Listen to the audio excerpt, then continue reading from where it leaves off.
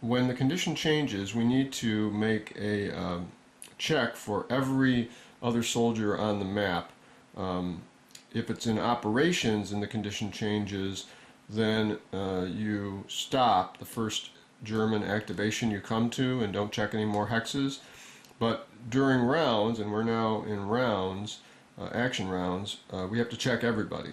So basically this simulates the Germans now have become more aware, and they may spot some of my other troops, or perhaps they were laying in ambush and they were waiting till the perfect time. So we need to now make checks for all the hexes. So we're going to start out with M12, where we have quite the pile up there, and let's hope that nobody spots them under the bridge. Okay, nothing happens there. Then we check M10, nothing there, just the S3, M9, just the sighting 3 of the sentry, M8. M8, we get an event.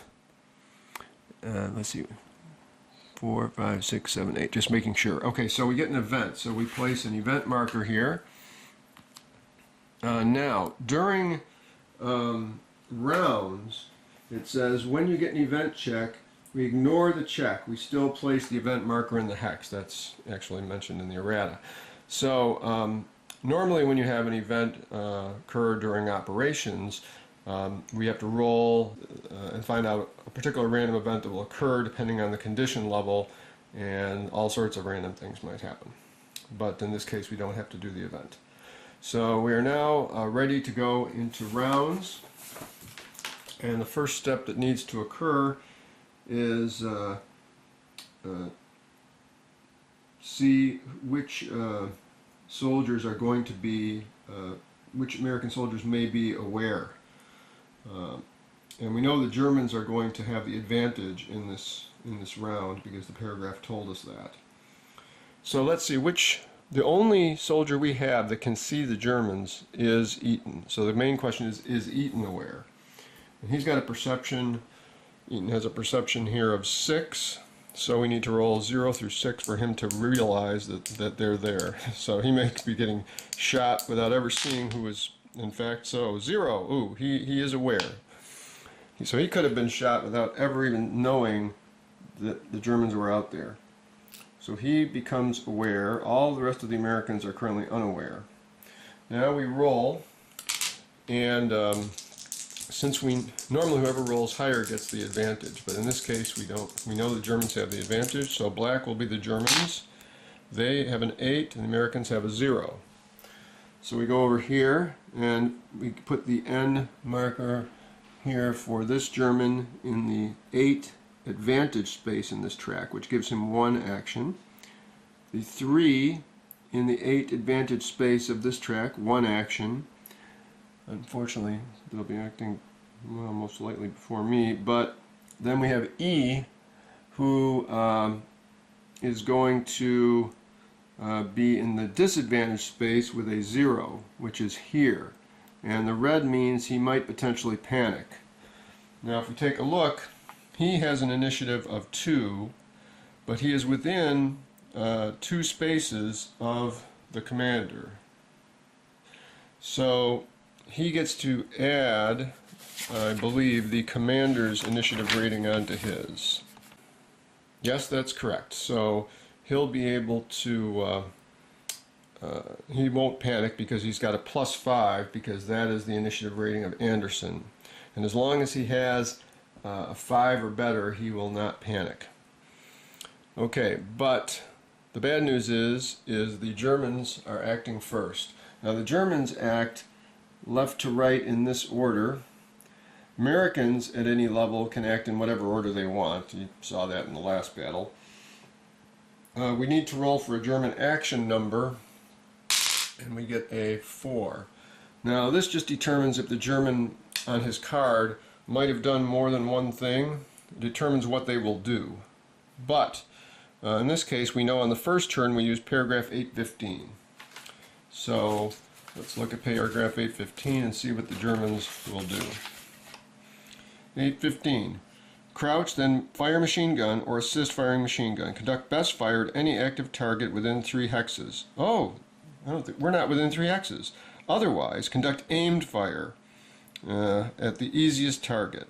Fall prone after fire if free stance change available, which it is for them. If machine gun out of ammo, fire second weapon. So, they'll be doing aimed fire at him. Great. Okay, that's not going to be good. Let's see. And then at the end of their aimed fire, they're going to fall prone, which means I won't be able to see them, just in case I wanted to take a pot shot at them or whatever. So let's take a look at how their fire works out. Okay, so over here we have a medium machine gun,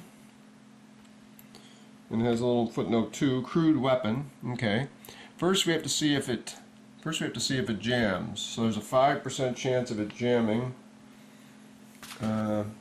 So we'll make black 10s, and 72, it does not jam. So now, medium machine gun, we're at a range of 1, 2, 3, 4 on the map. So we look over here, anything between a range of 2 and a 10 is short range. So it starts out with a base number of 5 to hit. Okay, base of 5, and I am crouching in rubble. I thought I was going to be prone, but I caught that mistake. I shouldn't have been able to fall prone because I switched from operations to action rounds.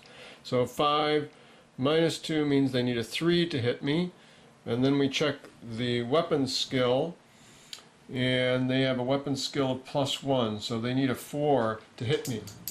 And a 5. They miss! Fantastic. Okay, so now I will get a chance to try to get the heck out of Dodge. And the machine gunners fall prone. Okay, so that means their action is over. And now we move on to Eaton's action. Now, from where I'm at here, I could try to throw the satchel charge, but the most I can throw it is 3 hexes, and at that range the throw is not very accurate. I could throw it and hope I get lucky and it lands in the hex with the pillbox, but the odds of that are not very good. Also, I don't have the satchel charge prepared.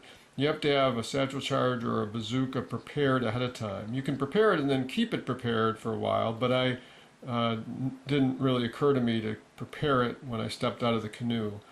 So this round I really cannot both prepare it and throw it, and anyway the throw would be quite inaccurate.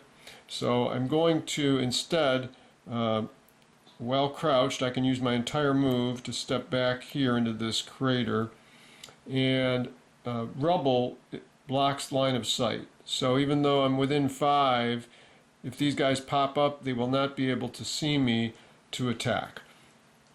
And what I'm thinking about doing is possibly bringing someone up with the bazooka and trying to get into this square and shoot at the pillbox with the bazooka.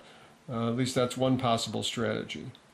At any rate, that will be the end of Eaton's turn, and now we'll be moving on to the next action round, and hopefully more of my soldiers will become aware.